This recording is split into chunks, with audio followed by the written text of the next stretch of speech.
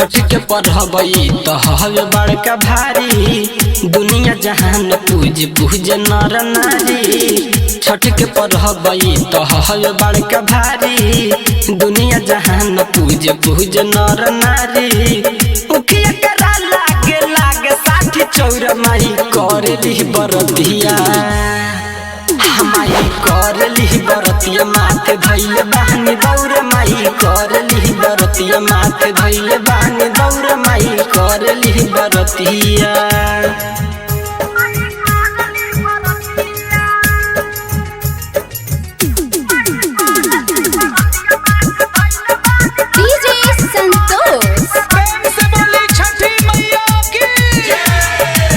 लागेला नरियल बहता सवा मिठैया, नदिया के तीर पर रहेली छठी मैया। हो लागेला नरियल बहता सवा मिठैया, नदिया के तीर पर रहेली छठी मैया।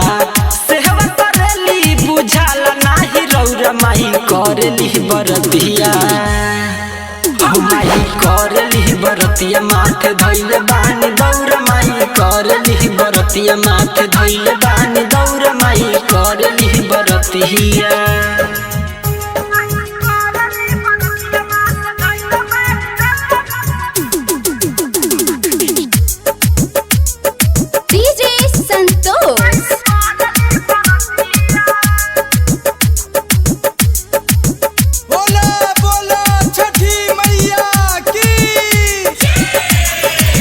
सहजल बा छठी माई के घाट हो, रविंद्र रंगीला झुकावतार माथा हो।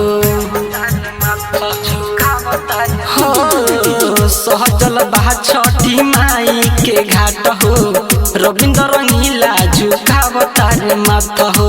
डीजे सन तो सा पूजे राउर पैया माई करली बरतिया, माई करली बरतिया माथे धइले बानी दौड़ माई करली बरतिया माथे धइले बानी दौड़ माई करली बरतिया। छठ के पढ़बई तो हवे बड़का भारी, दुनिया जहान पूज पूज नर नारी। छठ के पढ़बई तो हवे बड़का भारी, दुनिया जहान पूज पूज नर नारी। उखिया करा लागे लागे साठी चौर माई करली बरतिया, हमाई करली बरतिया माथे धइले बहनी दौड़ माई करली बरतिया माथे धइले बहनी दौड़ माई करली बरतिया। बादशाह रिकॉर्डिंग स्टूडियो, ढोकैला चौक।